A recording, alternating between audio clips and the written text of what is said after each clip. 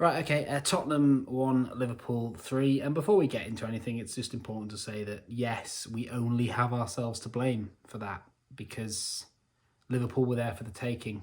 With a centre-back partnership of Henderson and Matip, that then Matip got replaced with, this child who I'm sure is good, I know, but when you've got Son and Ndombele and Bergwijn on the pitch, you should be doing more. But there was a belief issue, but we'll get into that. And yet Milner in midfield, who I'm convinced he could have been got at, but we just shat the bed. It was incredibly unlucky to have Son's goal disallowed, and to be honest, that was the last thing he did in the game. It's one of those fine margin chances, and yes, it's offside, but it's not. The offside rule has benefited Tottenham a few times, but I still don't like it. And I'd be surprised if any proper football fan likes that offside rule. No one, the offside rule's not there for that. I'm not going to get into this, but it's not, is it? That goal should have stood.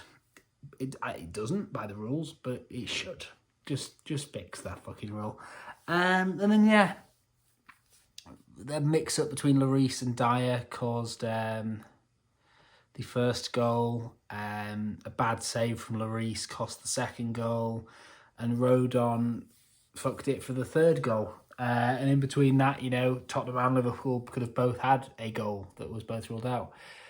But yeah, Dyer wasn't great. I want to praise Rodon because Rodon played really well and he made some outstanding challenges and last-ditch attempts, and the game would have got away from us if it wasn't for him. He was brilliant.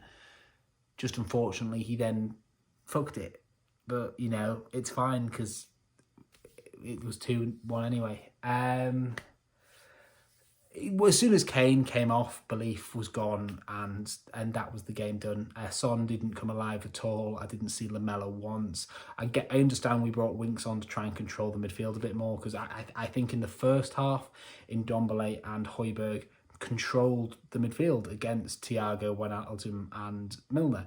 So to bring an extra midfielder on and cement that, in theory, makes sense. I understand why Mourinho did that. I don't understand why he brought Lamela on in this game. I know I sound like a fanboy just saying, well, why don't you bring Bale on? But in that game, why don't you just bring Bale on? It's a team he's confident against. It's a chance to show himself. He had a good game against Wickham, and I know it's just Wickham, but I mean, Lamela didn't have a fucking good game against Wickham. I can't remember if Lamela played against Wickham, but I can't remember the last time Lamela had a performance like Bale did against Wickham. So even though it's just Wickham, it's fucking confusing. I'm quite stressed. Rodon was great, and he should start more games despite the fuck up. We looked lacklustre since Kane came off, and ultimately the only person we have to blame for this loss is ourselves. Liverpool were the better team, but I believe we allowed them to be the better team, and there is no worse team Tottenham has a record against in the past 5 years than Liverpool. We get the win against Chelsea, we get a win against Arsenal, we get a win against United, City. Liverpool, I think our best result against them since the 4-1 at the start of Klopp's reign has been a 2-2 draw. And it is frustrating, but it will come, and football comes around.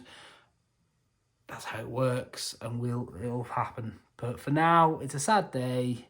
We're still only a point off Liverpool if we win our game in hand against Aston Villa. So it's fine. In the bigger picture, it's fine. It's just right now I'm sad and I'm stressed, and I hope Kane's injury is not very bad. Not too bad, because that would suck. Yeah. I'm going to get another beer, I think. Anyway, thanks for watching, guys. And if you like what we're doing, like and subscribe. Even if it's just a comment that way Tottenham is shit, fuck you, it's fine. Yeah, right, okay. Goodbye. See you later. Tell your dad.